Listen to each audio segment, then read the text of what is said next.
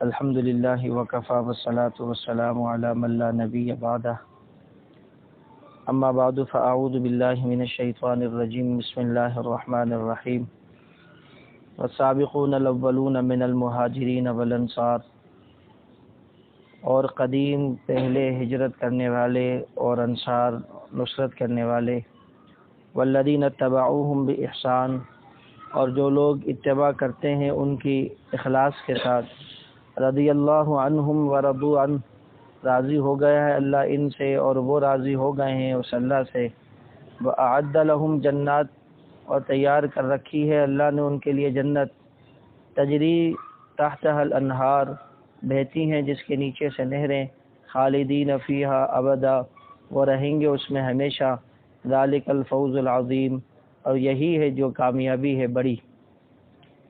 وممن حولکم من الاعراب، اور بعضے وہ جو تمہارے ارد گرد دیہاتی ہیں ان میں بھی منافقون منافق ہیں، ومن اہل المدینہ مردوا علی النفاق، اور اہل مدینہ میں بھی بعض اڑے ہوئے ہیں منافقت پر، لا تعلمہم، آپ ان کو نہیں جانتے، نحن نعلمہم، ہم ان کو جانتے ہیں، سنعذبہم مرتین، ہم ان قریب انہیں عذاب دیں گے 2 مرتبہ، ثم یردون الی عذاب عظیم، پھر وہ لوٹائے جائیں گے ایک بڑے عذاب کی طرف۔ صدق اللہ العظیم، صدق رسولہ النبی الکریم، ونحن علی ذلک لمن الشاہدین والشاکرین والحمد للہ رب العالمین۔ درود پاک پڑھیں۔ اللہم صلی علی محمد وعلی آل محمد کما صلیت علی ابراہیم وعلی آل ابراہیم انک حمید مجید۔ اللہم بارک علی محمد وعلی آل محمد کما بارکت علی ابراہیم وعلی آل ابراہیم انک حمید مجید۔ اللہم صلی علی محمد فی اول کلامنا، اللہم صلی علی محمد فی اوسط کلامنا، اللہم صلی علی محمد فی آخر کلامنا۔ یا رب صلی وسلم دائما ابدا علی حبیبک خیر الخلق کلہم، هو الحبیب الذی ترجى شفاعته لكل حول من الاحوال مقتحم۔ سورہ توبہ پارہ نمبر 11 آیت نمبر 100 اور 101 آپ نے ترجمے کے ساتھ سماعت کی ہیں۔ اللہ تعالی ہمیں ان آیات کے مفہوم کو سمجھانے اور عمل کر کے دوسروں تک پہنچانے کی توفیق عطا فرمائے۔ ان 2 آیات میں بنیادی طور پر اللہ تبارک و تعالی نے 2 باتیں ذکر کی ہیں۔ پہلی بات تو یہ ذکر کی، اللہ تعالیٰ فرما رہے ہیں کہ صحابہ جو مہاجر ہوں یا انصار جو سبقت لے گئے، اور دوسرے وہ صحابہ جو ان کے بعد اسلام میں داخل ہوئے، انہوں نے ان ہی صحابہ مہاجر اور انصار کی اتباع کی، اللہ تعالیٰ ان سے اور یہ اللہ سے راضی ہو چکے ہیں۔ اللہ تعالیٰ فرما رہے ہیں میں نے ان کے لیے جنتیں، جنات، باغات تیار کر رکھے۔ پھر اللہ نے جنتوں کی صفت بیان فرمائی ہے، نہریں بہتی ہوں گی، ہمیشہ اس میں رہیں گے، یہی اصل کامیابی۔ ایک مضمون تو اللہ تعالیٰ نے یہ بیان فرمایا، اس میں ایک اور مضمون بھی نکل وضاحت ہے، وہ میں بعد میں رکھتا ہوں۔ یعنی پہلا مضمون تو اللہ یہ بتا رہے ہیں آیت نمبر 100 کے اندر کہ یہ صحابہ جتنے بھی ہیں، چاہے وہ قدیم ہوں یا بعد والے ہوں، مؤخر ہوں، سب سے اللہ راضی ہو چکا ہے، اور یہ سارے کے سارے کس سے راضی ہو چکے ہیں؟ اللہ سے راضی ہو چکے ہیں۔ اور دوسرا مضمون اللہ نے بیان فرمایا کہ وَمِمَّنْ حَوْلَكُمْ مِنَ الْأَعْرَابِ مُنَافِقُونَ وَمِنْ أَهْلِ الْمَدِينَةِ مَرَدُوا عَلَى النِّفَاقِ۔ دوسرا موضوع یہ بیان فرمایا کہ محبوب پیغمبر مدینے میں بھی صلی اللہ علیہ وسلم، مدینے میں بھی اور مدینے کے اطراف میں بھی منافق ہیں، مدینے میں بھی اور مدینے کے اطراف میں بھی منافق ہیں۔ آپ ہر ایک کو نہیں جانتے، ہم سب کو جانتے ہیں۔ آپ ہر ایک کو نہیں جانتے، ہم سب کو جانتے ہیں۔ اور جو منافق ہیں وہ اس خوشی میں نہ رہیں کہ اگر آپ نہیں جانتے، مسلمان نہیں جانتے تو وہ بچ جائیں گے، فرمایا نہیں، ہم انہیں سنعذبہم مرتین ثم یردون الی عذاب عظیم، ہم ان کو دگنا عذاب دیں گے اور بڑے عذاب کی طرف ان کو لے کے چلے جائیں گے۔ 2 دفعہ عذاب ہوگا اور بڑا عذاب ان کا کیا بن جائے گا؟ مقدر بن جائے گا۔ تو اللہ تعالیٰ نے 2 مضمون بیان فرما دیے، ایک اہل ایمان کا تذکرہ کر دیا، دوسرا اہل کفار کا، منافقین کا تذکرہ کر دیا۔ تو میرے دوستو، یہی دستور جو ہے زمانے کا رہا ہے کہ ہر اپنا کہنے والا اپنا نہیں ہوتا، بعض اس میں چھپے ہوئے بھی ہوتے ہیں۔ تو اللہ تعالیٰ نے نبی پاک صلی اللہ علیہ وسلم کو آگاہ فرمایا۔ بہرحال پہلا جو مضمون تھا، پہلے تو قرآن کی تھوڑی سی جو آیت اس کی وضاحت سنیں۔ ایک تو یہی مضمون ہے کہ سارے صحابہ چاہے وہ پہل کرنے والے ہوں یا بات کرنے والے ہوں، اللہ ان سے راضی ہے۔ اور بعض حضرات نے اس کا بعض حضرات نے اس کا الگ اس میں وضاحت کیا ہے، پہل کرنے والے صحابہ کون ہوں گے اور بات کرنے والے صحابہ کون ہوں گے۔ اللہ نے کہا نا کہ وہ صحابہ جو سبقت لے گئے ہجرت میں اور جو سبقت لے گئے مدد و نصرت میں اور جو بعد میں آنے والے ہیں، دونوں سے اللہ راضی۔ تو ان دونوں کی تقسیم کیسے ہوگی؟ تو مفسرین نے فرمایا کہ جو صحابہ تحویل قبلہ سے پہلے ایمان لائے تھے، آپ حضرات اس بات سے واقف ہیں کہ بیت اللہ ہمارا قبلہ اور کعبہ تھا، اور اس کے بعد پھر بیت المقدس 17 مہینے کم و بیش ہمارا کعبہ بنایا گیا۔ پھر بیت المقدس کی کعبہ بنائے جانے کے بعد دوبارہ نبی کی چاہت پر اللہ نے بیت اللہ کو قبلہ اور کعبہ بنایا۔ تو اب وہ صحابہ جنہوں نے بیت المقدس کی طرف بھی جب وہ قبلہ تھا نماز پڑھی، اور وہ صحابہ جنہوں نے بیت اللہ کی طرف رخ کر کے بھی کیا پڑھی؟ نماز پڑھی، اس کو کہا ہے، ان صحابہ کو کہا ہے سبقت لے جانے والے۔ اور تحویل جب کعبہ ہو چکا تو اس کے بعد جو بھی اسلام لائے وہ سارے کے سارے ان کی اتباع کرنے والے کہلائے۔ بعض نے فرمایا کہ نہیں، اصحاب بدر جو ہیں وہ سبقت لے جانے والے صحابہ ہیں، اور بدر کے بعد جو ایمان لے کر آئے وہ بعد میں تاخیر کرنے والے صحابہ ہیں۔ بعض حضرات نے فرمایا کہ نہیں، بلکہ صلح حدیبیہ کے موقع پہ جو لوگ شامل تھے وہ سبقت لے جانے والے صحابہ ہیں، اور جو صحابہ صلح حدیبیہ کے بعد ایمان لائے ہیں وہ تاخیر کرنے والے صحابہ ہیں۔ بہرحال اس مفہوم سے پتہ لگتا ہے کہ صحابہ کے ہی دو طبقے ہیں، ایک طبقہ دوسرے طبقے پر فضیلت رکھتا ہے۔ جو صحابہ کا طبقہ جناب علی بدر سے پہلے ایمان لایا یا حدیبیہ سے پہلے ایمان لایا، یا جس صحابہ کے طبقے نے دونوں قبلوں کی طرف کر کے نماز پڑھی، یہ اپنے بعد والے صحابہ سے فضیلت رکھتے ہیں، لیکن جنتی ہونے کے اعتبار سے دونوں برابر، جنتی ہونے کے اعتبار سے دونوں برابر۔ اور بعض حضرات نے اس کی وضاحت یوں کی ہے کہ مہاجر اور انصار یہ سب سے مراد صحابہ ہیں، والذین اتبعوہم بإحسان سے مراد صحابہ کی اتباع کرنے والے پہلے نمبر پر تابعین ہیں، اور دوسرے نمبر پر قیامت تک جو بھی صحابہ کی کیا کرے گا؟ اتباع کرے گا، وہ اس میں شامل ہے۔ دونوں مفہوم آیت کے بن سکتے ہیں، یعنی صحابہ اور صحابہ کی اتباع کرنے والے دونوں سے اللہ راضی ہے۔ اور یہی مفہوم قرآن مجید میں اور بھی کئی جگہوں پر آیا ہے کہ جو اطاعت کرنے والے ہیں اللہ ان سے کیا ہوتا ہے؟ راضی ہوتا ہے۔ تو یہ آیت ایک تو یہ سبق دے رہی ہے کہ صحابہ جنتی ہیں، دوسرا یہ آیت یہ سبق دے رہی ہے کہ صحابہ سے اللہ راضی ہے، تیسرا یہ آیت یہ سبق دے رہی ہے کہ اللہ سے یہ بھی راضی ہیں، صحابہ سے اللہ راضی اور یہ کس سے راضی ہیں؟ اللہ سے راضی۔ اور اسی طرح چوتھا اس آیت سے سبق مل رہا ہے اب کوئی بھی چاہتا ہے کہ میں جنت میں جاؤں، اللہ کی رضا حاصل کروں، یا میں اللہ سے راضی ہوں، تو اس کے لیے راستہ وہ صحابہ کرام کی اتباع کا ہے۔ یہ قرآن مجید کی آیت بتا رہی، لہذا ہمیں صحابہ کرام کی اتباع کے بغیر اللہ کی رضا بھی نہیں مل سکتی، ہمیں صحابہ کی اتباع کے بغیر جنت بھی نہیں مل سکتی۔ اس لیے آج ہم اور آپ صحابہ کی گن گاتے ہیں، اللہ ہمیں صحابہ کا صحیح معنوں میں متبع فرما دے۔ چونکہ رجب کا مہینہ ہے، میں نے جمعے میں بھی اس بات کو کچھ وضاحت سے رکھا، آئندہ بھی رکھوں گا، ابھی مختصراً وضاحت رکھ دیتا ہوں کہ آج بہت سارے لوگ تاریخ کے نام پر صحابہ کرام رضوان اللہ علیہ مجمعین کو بدنام کرنے کی کوششیں کر رہے ہیں۔ پتہ نہیں ان کو اس بات میں کون سی جو ہے نا خوشی ہوتی ہے۔ بھائی مثال کے طور پر اللہ نہ کرے اللہ نہ کرے اللہ نہ کرے، جس طرح وہ بیان کر رہے ہیں اگر ایسا بھی ہوتا، جس طرح وہ بیان کر رہے ہیں جو صحابہ پر عیب لگا رہے ہیں، اگر ایسا ہوتا بھی تب بھی اس دور میں اس مسئلے کو لینے کا کوئی مقصد ہے؟ کوئی فائدہ ہے؟ امت کو اس طرف لگانے کی ضرورت کیا تھی؟ نہیں، کوئی فائدہ نہیں تھا۔ لیکن اللہ ان کو جزا خیر دے، ہم تو کہتے ہیں اللہ ان کو ایمان کی توفیق دے، اللہ ان کو ہدایت دے۔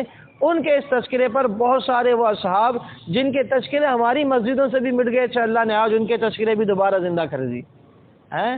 1962 کے اندر اس پاکستان کے اندر ہمارے حضرت مولانا خالد محمود صاحب رحمۃ اللہ علیہ جو پی ایچ ڈی لندن والے تھے، ایک تو خالد محمود سمرو صاحب تھے، وہ نہیں، خالد محمود صاحب پی ایچ ڈی لندن، انہوں نے 1962 میں حضرت مولانا عطا اللہ شاہ صاحب بخاری صاحب رحمۃ اللہ علیہ کے صاحبزادوں کے ساتھ مل کر غالباً یہ حضرات نے ایک پروگرام کیا تھا پنجاب کی کسی دھرتی پر، جس پروگرام کا نام تھا حضرت امیر معاویہ رضی اللہ تعالیٰ عنہ کے نام پر۔ تو ایف آئی آر کٹ گئی تھی، کیا کٹ گئی تھی؟ ایف آئی آر کٹ گئی تھی کہ جی امیر معاویہ کے نام پر کانفرنس کیسے کی گئی اس پاکستان کے اندر۔ لیکن ان حضرات کی برکت سے جنہوں نے حضرت امیر معاویہ اور دیگر اصحاب پر بکواسیں کی، ان کی برکت سے آج محلے محلے میں امیر معاویہ کے تذکر ہو رہے ہیں الحمدللہ. آج محلے میں مسجدوں میں ان کے تذکر ہو رہے ہیں. جو حضرات دور بھاگا کرتے تھے آج وہ بھی کیا کر رہے ہیں؟ تذکرے کر رہے ہیں. ہم ناراض نہیں ہیں ان کے اس طرح عیب نکالنے سے، البتہ دکھ ضرور ہوتا ہے کہ اپنی آخرت کو کیا کر رہے ہیں؟ خراب کر رہے ہیں. میں پچھلے جمعے میں بھی میں نے 2 آیت سے آپ کو یہ بات سمجھائی تھی. آج میں اپنے مغرب والے درس میں اس مضمون کو سمیٹ رہا ہوں تاکہ آپ کو یاد ہو جائے. دیکھیں صحابہ کے بارے میں اللہ تعالی نے قرآن میں 2 بڑے ضابطے بیان فرمائے. اسی آیت میں بھی نظر آ رہے ہیں وہ دونوں ضابطے. ایک تو یہ کہ اللہ ان سے راضی، اللہ سے راضی. سمجھ آئیے یہ بات، ایک ضابطہ اللہ ان سے راضی اور یہ کس سے راضی.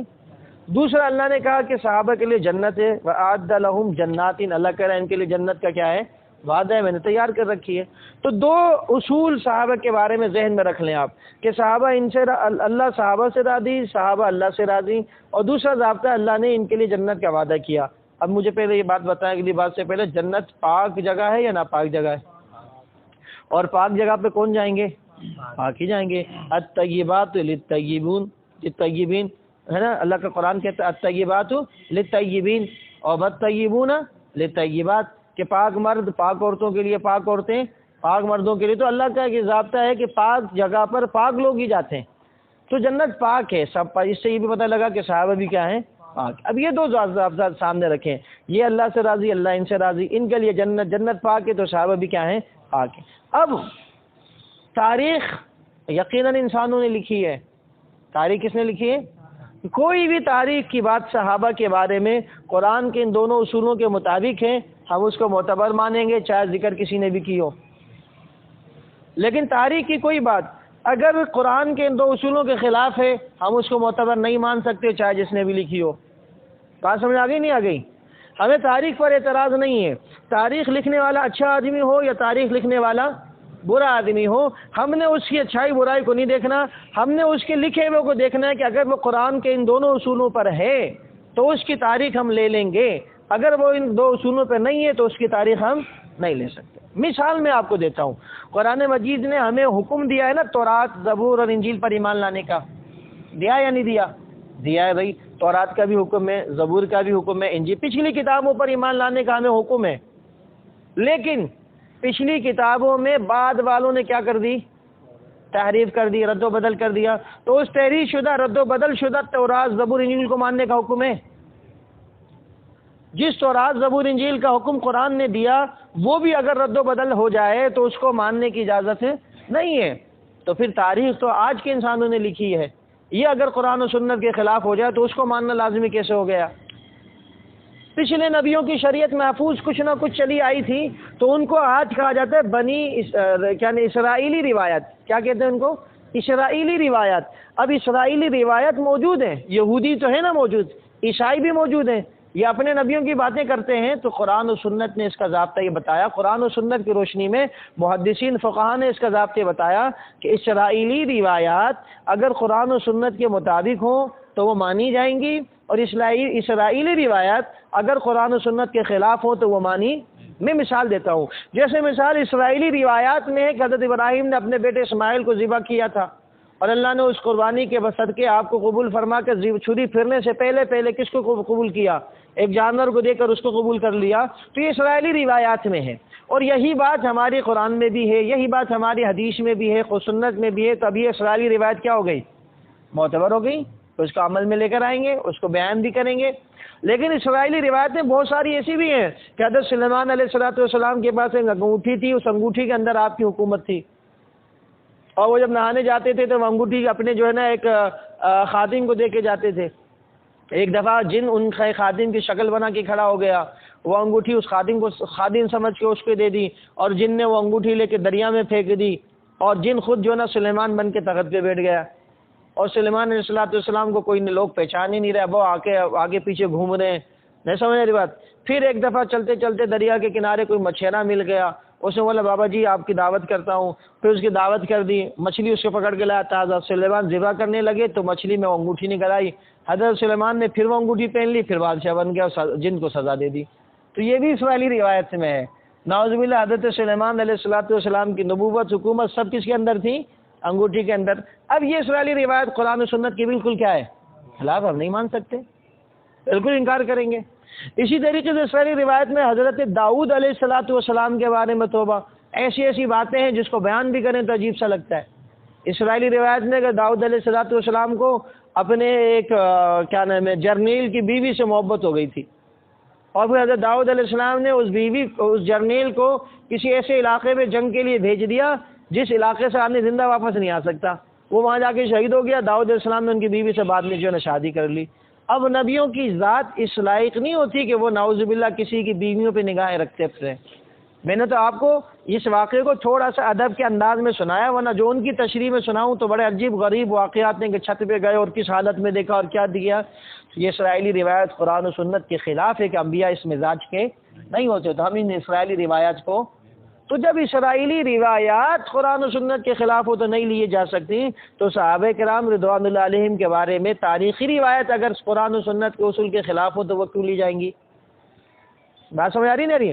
تو یہ بیچارے نادان قسم کے لوگ اسرائیلی کیا نام ہے تاریخی روایت کو بنیاد بنا کر قرآن و سنت کے اصول کو ٹھکرا دیتے ہیں۔ اللہ تعالیٰ ان کو ہدایت نصیب فرمائے، خود ہی آخرت میں پھر حساب دیں گے۔ سمجھ آ رہی بات نہیں آ رہی ہے؟ ہم تو ہدایت کی دعائیں مانگتے ہیں، اس لیے میرے دوستوں، میرا عزیز ساتھی، یاد رکھ لیں صحابہ کرام قرآنی شخصیات ہیں، یہ تاریخی شخصیات نہیں ہیں۔ ان کو قرآن کے آئینے میں دیکھو۔ ایک بزرگ سے کسی نے پوچھا، پرانے بزرگ تھے ثابت بنانی رحمۃ اللہ علیہ غالباً، یا کوئی اور بزرگ تھے، ان سے کسی نے پوچھا کہ صحابہ کرام رضوان اللہ علیہم اجمعین کے بارے میں آپ کیا کہتے ہیں؟ کہ سارے کے سارے صحابہ جنتی ہیں۔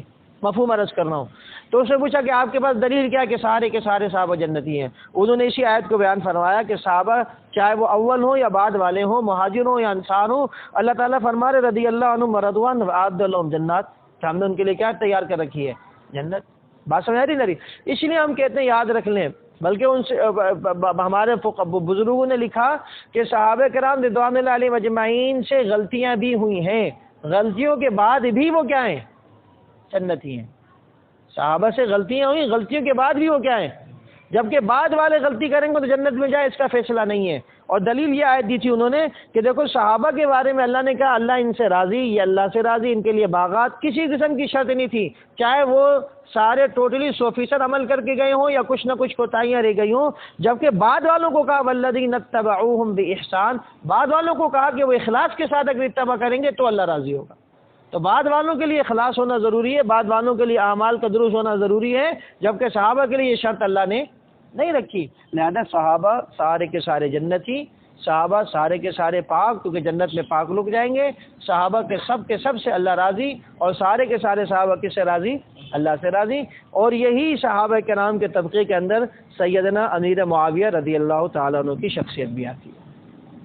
بات سمجھ تھی؟ جن میں نے کچھ باتیں وہ بیان کی تھیں جو حضرت امیر معاویہ رضی اللہ تعالیٰ عنہ کی نبی پاک صلی اللہ علیہ وسلم کے ساتھ باتیں تھیں یا اہل بیت کے ساتھ باتیں تھیں۔ آج لوگ اس کو چھپاتے ہیں، ارے بھائی تمہیں تاریخی روایت ہی بیان کرنی ہے تو تاریخی روایتیں جو قرآن و سنت کے مطابق ہیں وہ بیان کیوں نہیں کرتے؟ نبی نے فرمایا میری امت کا سب سے زیادہ سخی معاویہ، نبی نے فرمایا کہ میری امت کا سب سے زیادہ حلم بردبار معاویہ، نبی نے فرمایا اللہ اس کو ہدایت دے، اللہ اس کو ہدایت دینے والا دے، اللہ اس کے ذریعے لوگوں کو ہدایت یافتہ بنا دے۔ نبی نے فرمایا کہ اے معاویہ تجھے اللہ حکمرانی دے تو اللہ سے ڈرنا اور انصاف کرنا۔ یہ کیوں نہیں بتاتے کہ نبی پاک صلی اللہ علیہ وسلم نے معاویہ کو اپنا کاتب قرآن، کاتب وحی، کاتب خطوط بنا دیا تھا؟ یہ کیوں نہیں فرماتے کہ معاویہ رضی اللہ تعالیٰ عنہ نبی پاک صلی اللہ علیہ وسلم کے 2 سال تک خصوصی خادموں میں شامل تھے؟ یہ کیوں نہیں فرماتے کہ نبی پاک صلی اللہ علیہ وسلم نے فرمایا معاویہ جو تجھ سے محبت رکھے گا نجات پائے گا، جو تجھ سے بغض رکھے گا وہ کیا ہوگا؟ ہلاک ہو جائے گا۔ یہ کیوں نہیں بیان فرمایا جاتا ہے کہ امیر معاویہ کی بہن نبی کریم صلی اللہ علیہ وسلم کی زوجہ حضرت ام حبیبہ کو اللہ کے نبی نے امیر معاویہ اپنے بھائی سے محبت کرتے ہوئے دیکھا تو پوچھنے کے بعد فرمایا کہ اے میری زوجہ، اے معاویہ کی بہن، اے میری بیوی ام حبیبہ، معاویہ سے صرف تو محبت نہیں کرتی، معاویہ سے تو اللہ بھی محبت کرتے ہیں اور اس کا رسول بھی محبت کرتے ہیں۔ تاریخی روایت سے یہ کیوں نہیں بیان کیا جاتا کہ نبی پاک صلی اللہ علیہ وسلم نے ارشاد فرمایا اللہ تعالیٰ معاویہ کو قیامت کے دن اس حال میں اٹھائیں گے کہ علیہ رداء من نور الایمان و کما قال علیہ السلام، کہ اس کے جسم پر ایمان کے نور کی پوری چادر کیا ہوگی، اس کو ڈھانپے ہوئے ہوگی۔ یہ تاریخی روایتیں کیوں نہیں بیان کی جاتی کہ پیارے آقا علیہ الصلوۃ والسلام نے ایک موقع پہ ارشاد فرمایا پہلا وہ لشکر جو سمندر میں جہاد کرے گا، سمندری جہاد کرے گا، وہ جنت میں جائے گا۔ پہلا وہ لشکر جو سمندری کیا کرے گا، جنگ کرے گا، جہاد کرے گا، وہ جنت میں جائے گا۔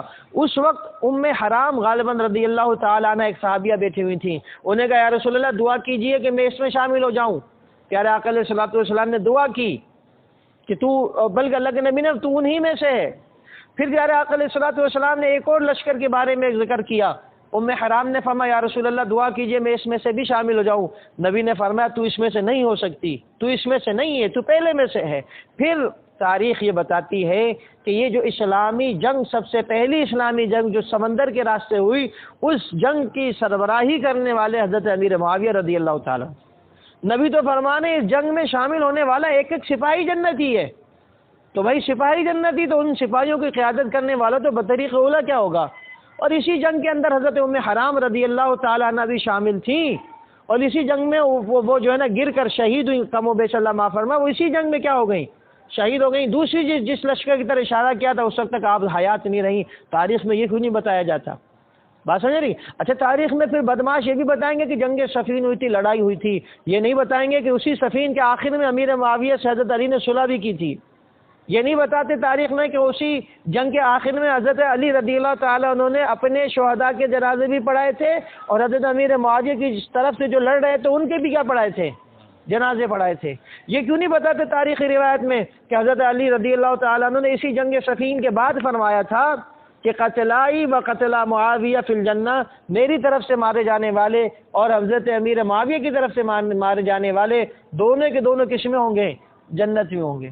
یہ کیوں نہیں بتاتے کہ اسی صفین کے بعد نبی پاک صلی اللہ تعالی علیہ وسلم کے نواسے حضرت حسن نے اور حضرت علی کے بیٹے نے حضرت اسی امیر معاویہ رضی اللہ تعالیٰ عنہ سے آگے چل کے کیا کی تھی، صلح کی تھی۔ یہ کیوں نہیں بتاتے کہ حضرت حسین نے صلح کی تھی؟ یہ کیوں نہیں بتاتے کہ حضرت حسن اور حسین حضرت معاویہ سے سالانہ نذرانے لیا کرتے تھے؟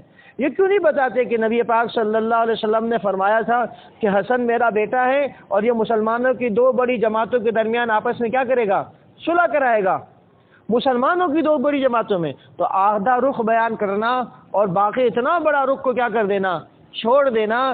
اللہ تعالیٰ نے ایسے لوگ قرآن میں ذکر کیے جو اہل یہود میں بھی تھے کہ بعض باتیں جو اپنے مطلب کی تھیں وہ بیان کر دیں، اور جو اپنے مطلب کی نہیں تھی ان کو کیا کر گیا، چھپا لیا۔ یؤمن ببعض ویکفر ببعض، اللہ کہتا ہے یہ بعض کو مانتے ہیں اور بعض کا کیا کرتے ہیں، انکار کر دیتے ہیں۔ آپ کو بات بتانی تو پوری بتاؤ۔ تاریخ کے اندر اتنی ساری خوبیاں امیر معاویہ رضی اللہ تعالیٰ عنہ کی نظر نہیں آتی۔ جو فتنہ سیدنا عثمان رضی اللہ تعالیٰ عنہ کے دور سے اٹھا تھا، اور جس فتنے نے سیدنا عثمان کو شہید کیا، اور جس باغی جماعت نے پھر آگے چل کے سیدنا علی المرتضیٰ رضی اللہ تعالیٰ عنہ کو شہید کیا، سیدنا امیر معاویہ رضی اللہ تعالیٰ عنہ نے اپنے دور خلافت میں اس فتنے کو جڑ سے کیا کر دیا تھا، ختم کر دیا تھا۔ اور امن و امان اور چین اور سکون کا وہ دور تھا کہ جس کی مثال ملنا مشکل ہے۔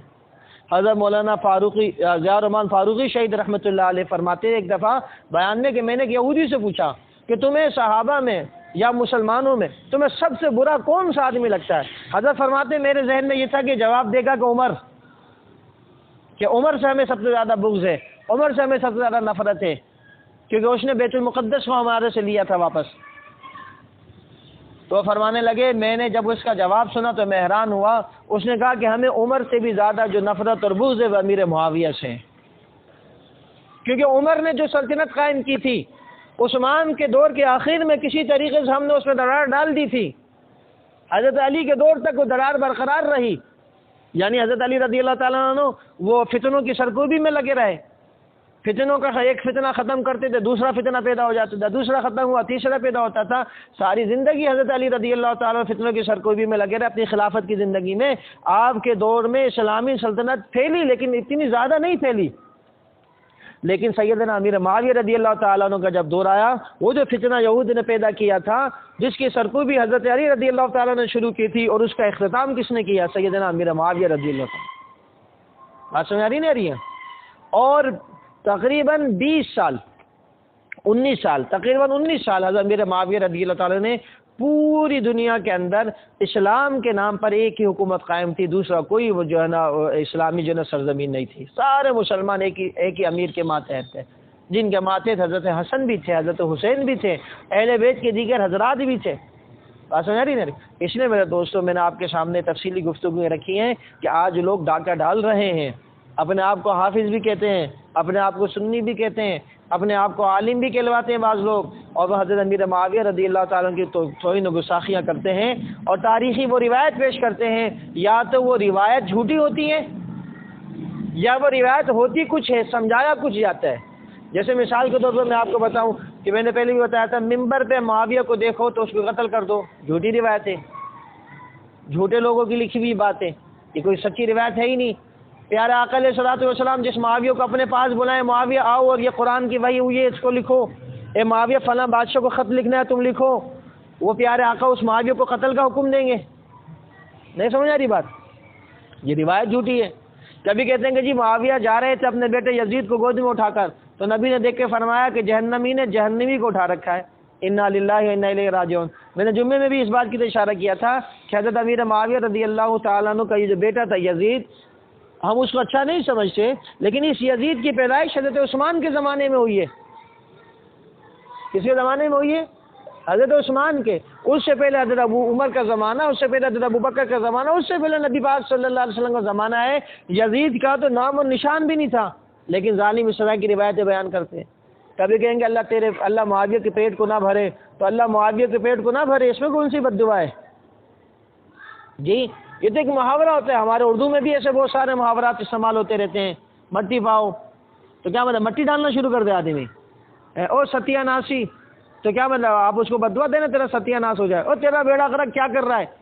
اولاد کو والدین کہہ دیتے ہیں، استاد شاگرد کو کہہ رہے ہیں تیرا بیڑا غرق کیا کر رہا ہے، تو کیا مطلب بیڑا غرق کی بددعا کر رہا ہے؟ بھائی ایک محاورات ہیں، اور پھر اس واقعے کو بھی سیاق و سباق سے ہٹ کے بیان کرتے ہیں۔ بہرحال وہ جمعے میں ہم دیکھیں گے۔